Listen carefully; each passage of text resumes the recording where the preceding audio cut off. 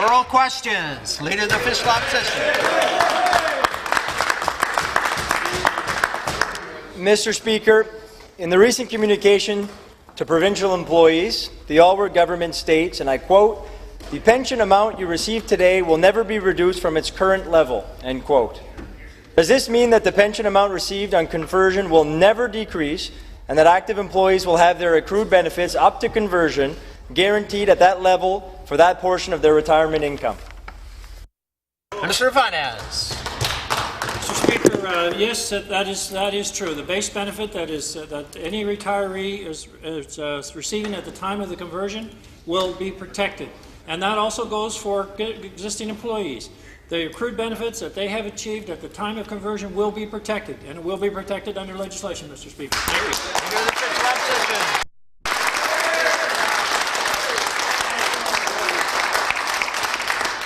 Mr. Speaker, could we please verify that, in order to guarantee retirees base benefit protection, the Alward government would need to introduce legislation to place retirees outside the current provisions of the Shared Risk Plan Administrator, who we understand has the power to increase and or decrease base benefits. If existing retirees' pension funds are still under the management of the Shared Risk Plan Administrator, is it not true that the Alward government would not be unable to guarantee any protection of base? Would this also apply to active employees? Minister of Finance. Mr. Speaker, I think what's important to recognize is that the plan, what we've decided to do, because of this, be more of an emotional issue than it was a financial issue. We have agreed that we will protect this outside the plan, paid for by general revenue. Now, we have tried to explain that this is a very small risk, but we are prepared because we understand the emotionality attached to this. We understand how significant of an issue it was, and we want to be able to say that your base benefit will never reduce from where it is today. It can only go up, Mr. Speaker. It can only go up with the cost of living of a plan that's designed to return at least 75% over the 20-year period. And in addition to that, Mr. Speaker, in addition to annual indexation, is designed to return 100% when the fund allows it to do so. Mr. Speaker, a plan for the future, a plan for today, a plan for tomorrow. Thank you, Mr. Speaker.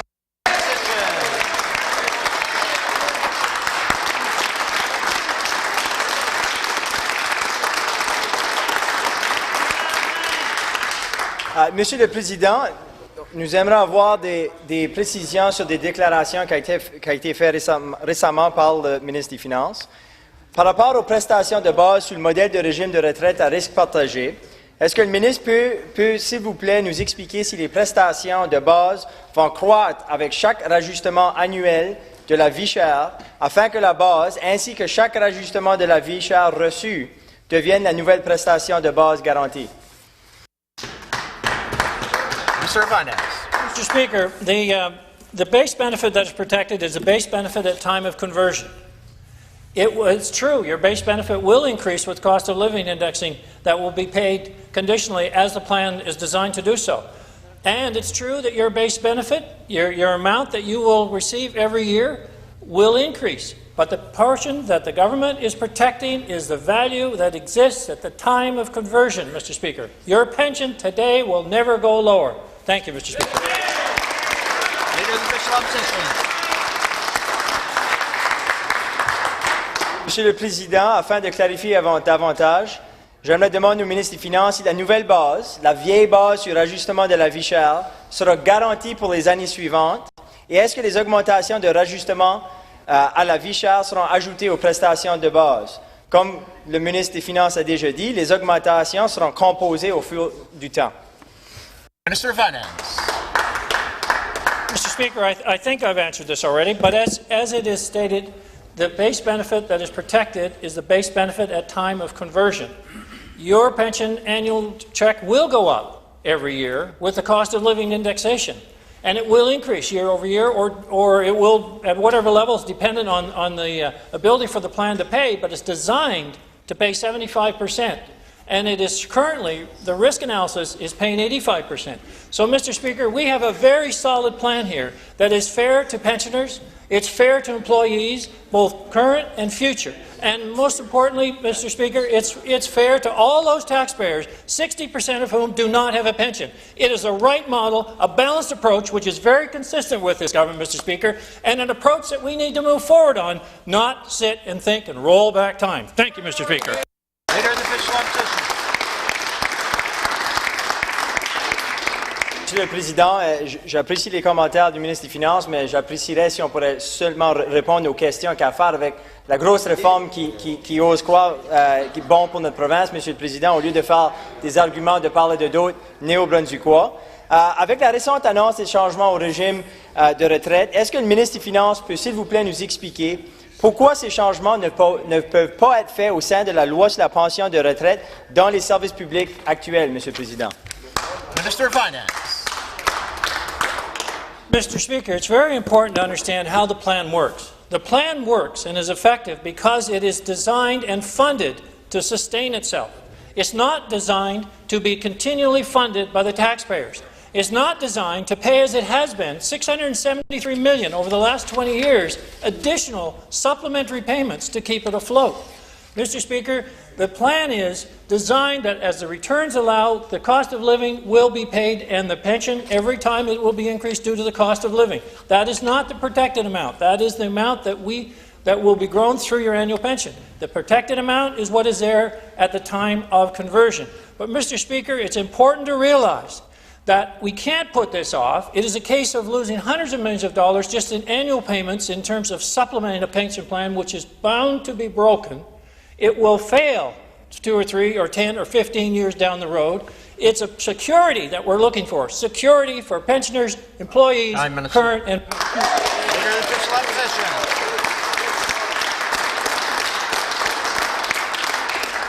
Mr. Speaker, a pretty large comment made by someone who just a few days ago, Mr. Speaker, said that the reason that this government is not releasing the information is because no one would understand it, including our Minister of Finance, Mr. Speaker.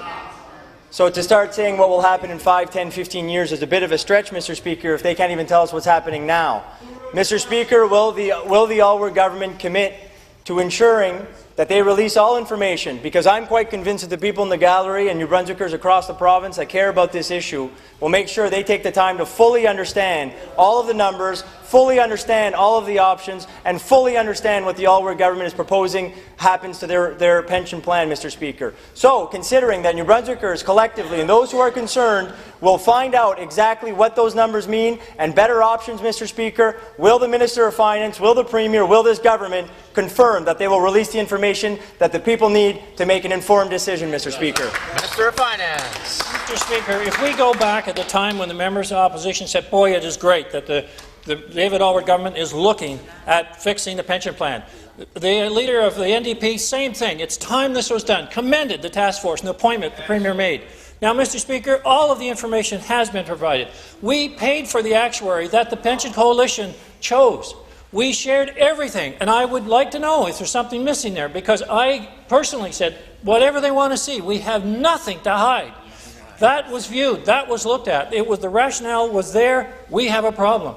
Mr. Speaker, I know it's an emotional issue, and I know we need help to satisfy a lot of issues in this province. We are asking for a formula here that, as we've added the protection of the base benefit, as we have a program that's very secure to return an indexing with the possibility of 100% indexing, and Mr. Speaker, think of other provinces. Alberta's gone down from 60 to 50. Now, PEI's reducing their indexing. So did Nova Scotia. Mr. Speaker, we have the best of all worlds. Leader of the Official Opposition.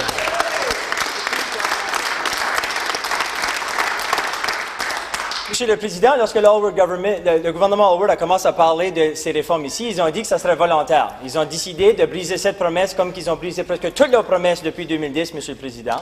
On top of that, the Minister of Finance says that this is such a great reform. Well, why not show New Brunswickers? They showed an actuary that had to sign a confidentiality agreement to not share the information with anyone, Mr. Speaker. That's not accountability. That's not transparency. That's keeping things in the dark, Mr. Speaker. So if this reform is so good, why will they not show all of the information, show what the options that were considered, and give the people around the province and the pensioners and retirees themselves the time to look at this and come up with models that will protect them, protect New Brunswick, and make sure that we have the best possible plan, Mr. Speaker. Minister of Finance. Mr. Speaker, we've spent over the last year going through this model in great details. And in fact, Mr. Speaker, last spring we were in a position where we had all active union members signed on and said, look, we have a plan to move forward here. Now, we recognized the opportunity was to speak to the coalition members, and we did that last spring. We hired the actuary so they could understand. And if you hire an actuary, as I said before, we're not paying for yours, but if you hire one and you want them to look through all the information, that's fine. But there's a lot of sensitive information there that isn't public knowledge, not because I don't want to share it, because it's sensitive personal information.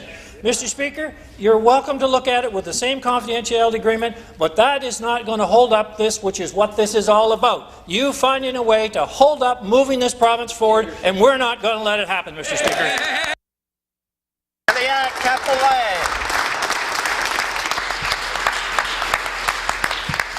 Merci, Monsieur le Président. Monsieur le Président, le ministre des Finances a confirmé aujourd'hui que la pension de base serait protégée. Sauf que l'indexation au coût de la vie n'est plus protégée, Monsieur le Président. Mais le ministre a dit, par contre, que les pensionnés auraient au minimum l'indexation à 75% au fil des 20 prochaines années. Est-ce que le ministre des Finances est prêt à nous garantir aujourd'hui, en cette Chambre, que le 75% est garanti pour les 20 prochaines années? Minister of Finance. Mr. Speaker, this is where the actuaries come into place when they look at this pension model and they look how it's funded. And they look at it and they say, what are our contributions going to be and how are we doing this? Existing employees are going to increase their contributions by 30%. Government is going to continue to pay a higher level of contribution. It's going to be funded to 115%, Mr. Speaker, and it's going to be continued to fund up to 140% until anything can be changed in relation to contributions or a change in the model. When you look at this and you ask an actuary, if you want to have someone look at this, say, how secure is this plan? What's its ability to pay as it's designed? It's designed to pay 75%. Its risk model shows it paying 85%. Mr. Speaker, we have a plan here that fixes our pension plan going forward, makes it secure, makes it affordable, and makes it available for all the future generations that want to work and live in New Brunswick. We think that's a pretty good idea, and we all need to be part of it, Mr. Speaker.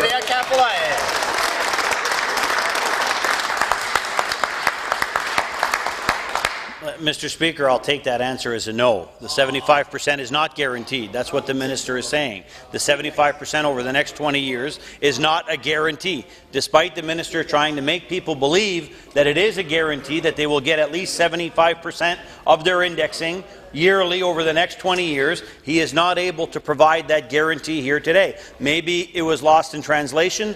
I asked my question. I'll repeat the same question. Can he guarantee that that 75% will be there for the next 20 years? Minister of Finance. Mr. Speaker, I can't guarantee I'll be here tomorrow.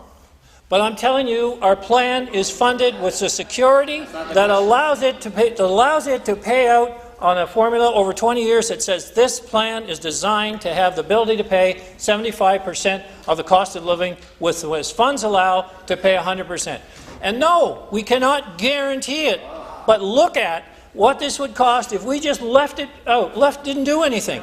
We cannot show a liability to this province. We have to fund a pension plan as its ability to fund itself exists. That is what it's all about. We have very, very tight rules around the investment strategy on this plan, very tight rules that allow it to have a very high probability. We said 97.5% probability that that fund would pay indexing. That's how good the fund is modeled. Mr. Speaker, you really can't get much better than that. Thank you, Mr. Speaker. Monsieur le Président, le ministre des Finances doit sûrement avoir travaillé différents scénarios pour voir quel impact sa réforme allait avoir sur les pensionnés. Nous savons tous que la pension moyenne est 21 000 $ par année. Alors, est-ce que le ministre peut nous confirmer aujourd'hui quel impact que ça va avoir, le fait que c'est maintenant 75% de l'indexation et que même ça, ce n'est pas garanti. Combien de milliers de dollars sur une période de 20 ans est-ce que ça va coûter aux pensionnés de la province du Nouveau-Brunswick directement de leur poche comme résultat de ce changement ici? Parce que là, présentement, c'est garanti à 100%. Il ne peut même pas le garantir à 75%, mais même si c'était à 75% sur les prochains 20 ans, on parle de plusieurs milliers de dollars. Est-ce que le ministre peut nous confirmer ce chiffre exact, Monsieur le Président? Minister of Finance. Mr. Speaker, I think what was confusing for many weeks was the fact that we heard statements like, well, the province will guarantee a $30,000 pension, $30,000 today, $30,000 20 years from now. No, that is absolutely false, Mr. Speaker. If you were making $30,000 today, our pension formula would see you making about $43,000 out 20 years from now. Mr. Speaker, that's with an average of 85%, 75% is $41,000. Mr. Speaker, we see this cost of living being added each and every year, but can we guarantee that? No, markets come up, markets go down. And Mr. Speaker, another very important point is that this year, with adoption of the shared risk model, to a plan that currently will not pay a cost of living if it's less than 1%, this year it'll pay out, Mr. Speaker, because this pays out when it allows it to do so, and it'll pay out just under 1%, which in the current plan wouldn't pay out at all, Mr. Speaker. Thank you. Now let's take Restley Goosties.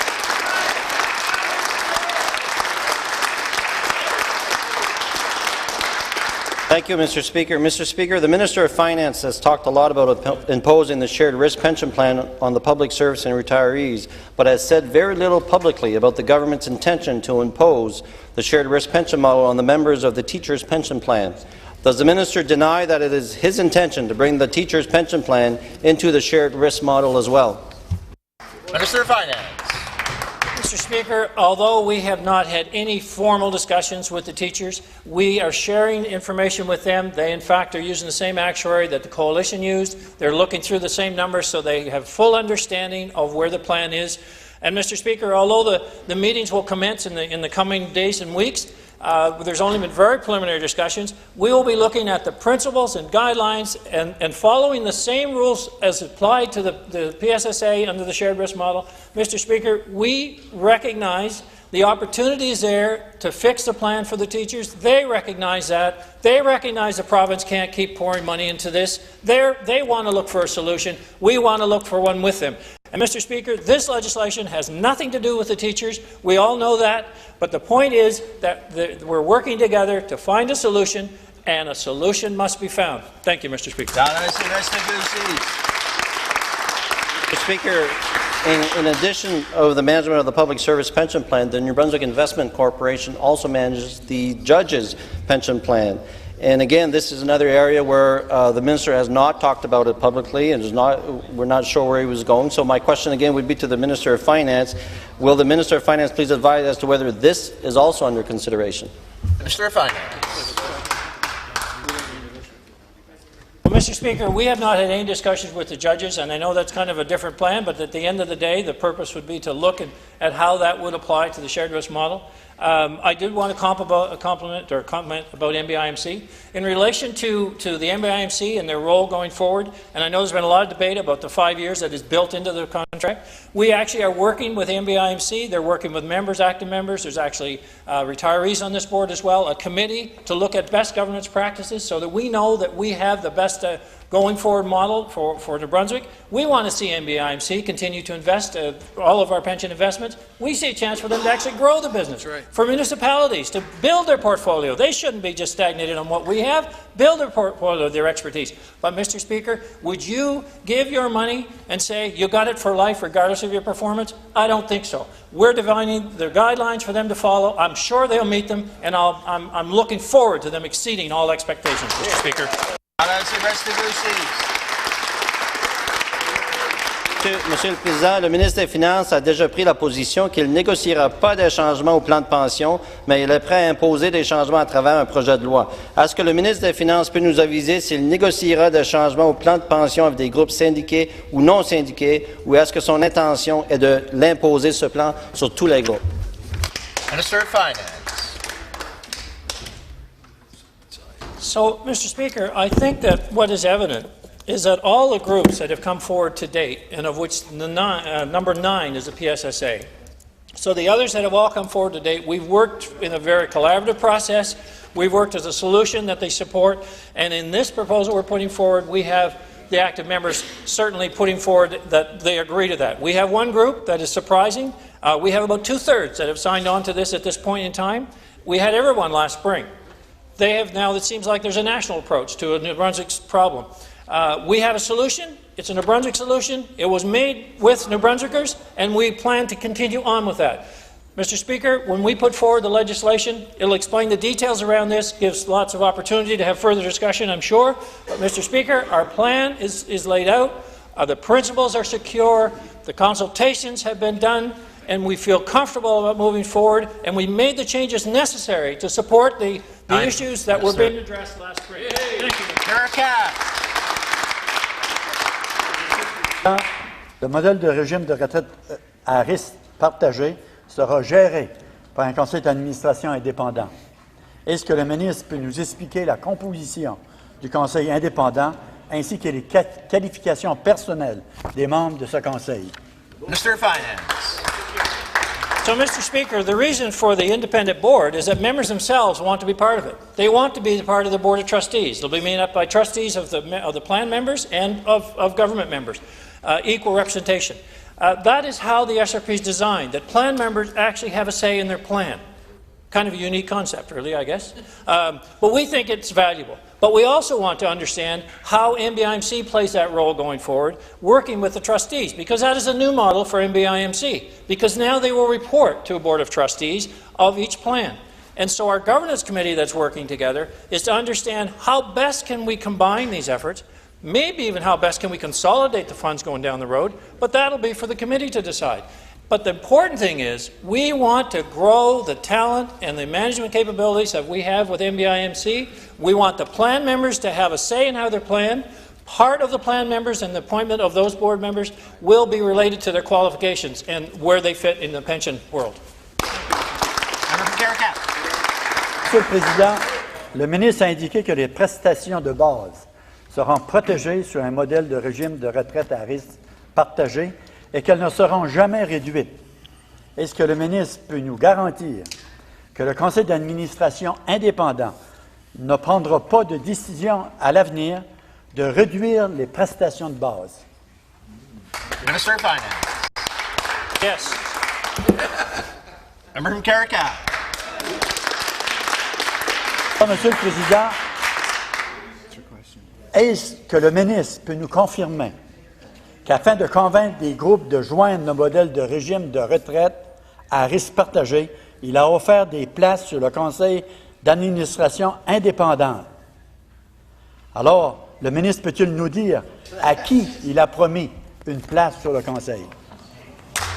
Minister of Finance. The answer to that is absolutely not. I can suspect, I can understand who you're referencing. But in the sense of who's qualified for this board, it'll be a decision made through a qualification process and through people that know how to manage pensions.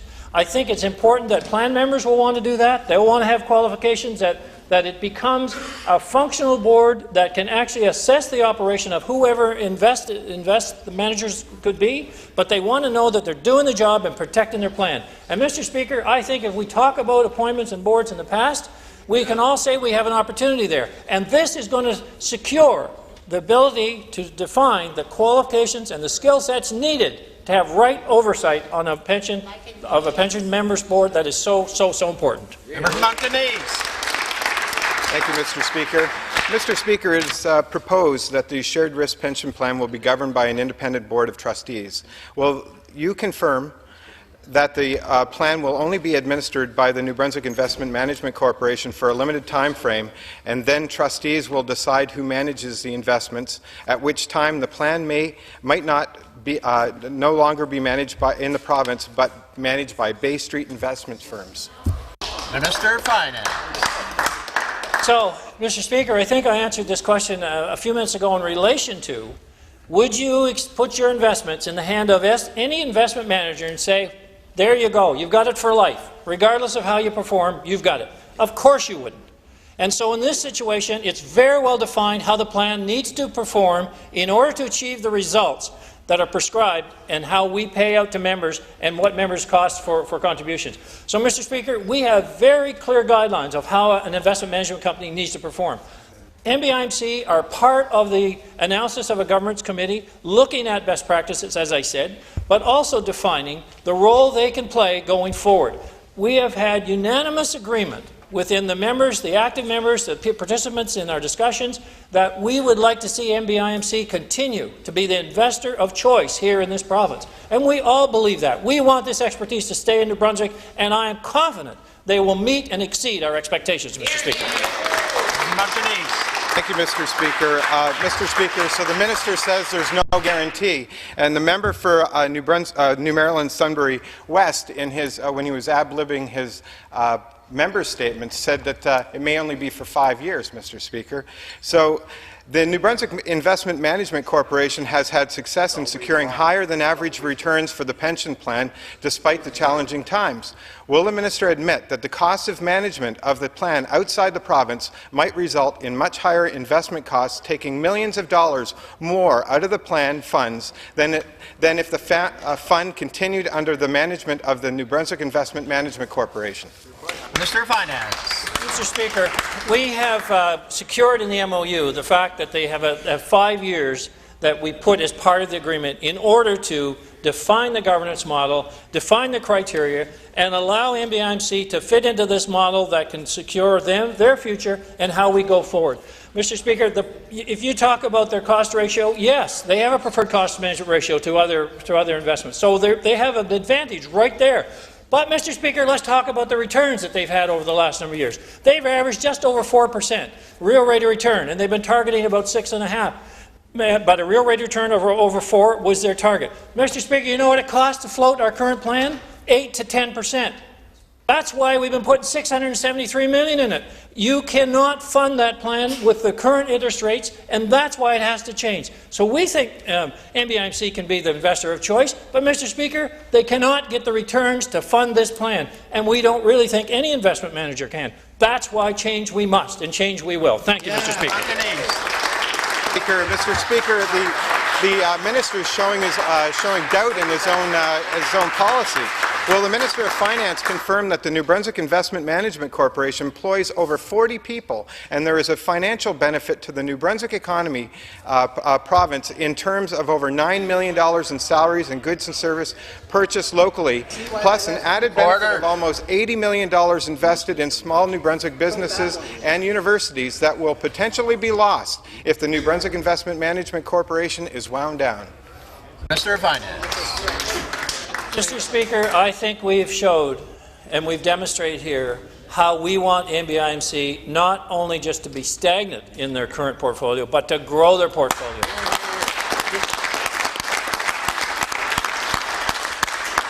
We have an opportunity for them to demonstrate their expertise in a shared risk model, Mr. Speaker, that, by the way, is being watched across this country as an answer to the pension woes in every province. Mr. Speaker, we're seeing major organizations that are promoting this, saying this is an opportunity. We recently saw Jim Leach in his book saying this is a fair, equitable opportunity. Well, guess what that could mean for MBIMC? Here's an investor that has the inside track on a performance model that is of national pride. They can build their portfolio outside of New Brunswick, so we look beyond to bring in business right here, Mr. Speaker. Thank you, Mr. Speaker. Will the minister confirm that in order to entice the Nurses Union and the QP hospital worker to support the shared risk pension plan, the province offered additional financial benefits and incentive? And would the minister please outline the nature of those additional benefits and the additional costs to taxpayers? Minister of Finance. Mr. Speaker, that's true. Their pension plan was severely underfunded. 60, 70%, but in the verge of falling apart. And so, yes, contributions were made, additional contributions to get their plan on a funding model that would secure it for the future. But guess what? We've been doing it for the PSSA for the last 20 years. We've been doing it for the teachers for the last 20 years. So, Mr. Speaker, what's the difference? Now we're looking at a plan that fixes it for everybody. So I think the trend continues. We have a plan. It's a workable plan. It's a fair and reasonable plan, and we need everybody's help to fix the province, Mr. Speaker. We can't be immune. We have to all be part of the solution. Thank you, Mr. Speaker. Final question. Member Cook-Lake-Leduc.